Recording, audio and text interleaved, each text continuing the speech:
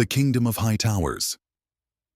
Once upon a time, in the magnificent, glass-towered kingdom of sky-high residency, there existed a peculiar species of residents, the self-declared rulers of society affairs. Their logic was simple. If we are rich, we must be wise.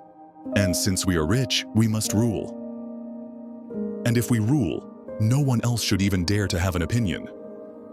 These people were known as the High-Rise Highnesses, not because they had achieved great heights in leadership, but because they only went up and never looked down at reality.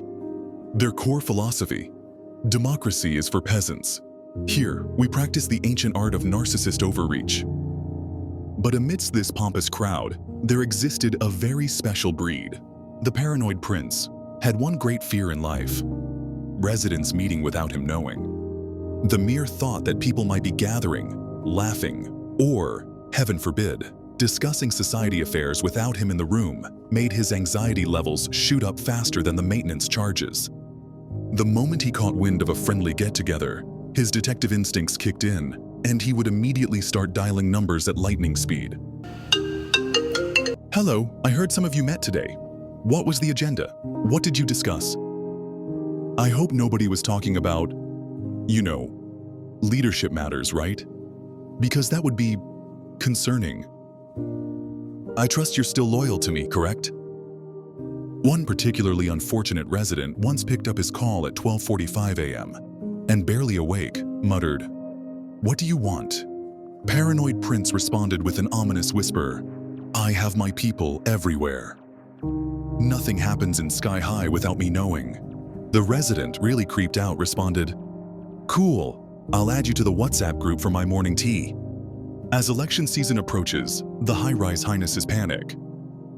They weren't afraid of competition, because true competition never existed in their world. What terrified them was the mere idea that residents might actually start thinking for themselves. Rumors flew faster than leaked Bollywood gossip. "Did you hear? Mr. Roy wants to make the clubhouse accessible to everyone. How dare he? If Mrs. Ghosh joins the committee, she might actually read the financials and question the spending. That's treason. There's a growing rebel faction. I heard they even have a WhatsApp group." In a desperate bid to secure their kingdom, Paranoid Prince started making personalized calls to residents, subtly reminding them who controlled the affairs of the society. One particularly bold resident, however, had had enough. When the intimidation call came, he simply replied, "Sir, please take me off your VIP list. I'd rather be on the side that actually gets work done." Meanwhile, these very masterminds were busy hosting meetings, generously inviting residents to participate, though participation, as it turned out, was strictly limited to nodding in agreement. The real spectacle, however, was watching them attend their own meetings, not to discuss, but to steamroll any opposing thought like a bulldozer. The idea of agreeing to disagree was as alien to them as humility.